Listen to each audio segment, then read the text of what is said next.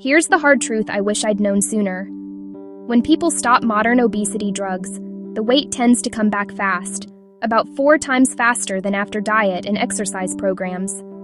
Oxford researchers reviewed 37 studies, more than 9,000 people. On average, after stopping the meds, weight climbed about 0.4 kilograms, just under a pound, every month.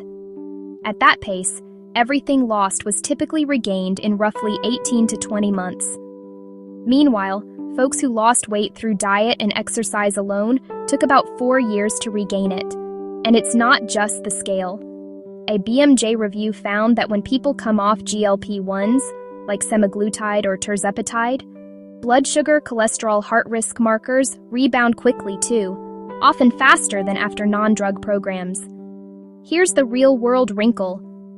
In 2024, use of these meds surged, but nearly half of patients stopped within a year. Cost, side effects, access. There are many reasons, but experts are blunt. Obesity behaves like a chronic disease. Stop the treatment, expect the condition to return. For the newer, stronger drugs, Ozempic, Wegovy, Rybelsus, Mounjaro, Zepbound, the rebound back to starting weight can happen in about a year and a half. That doesn't mean these medicines don't work. They do, while you're on them. It means planning matters.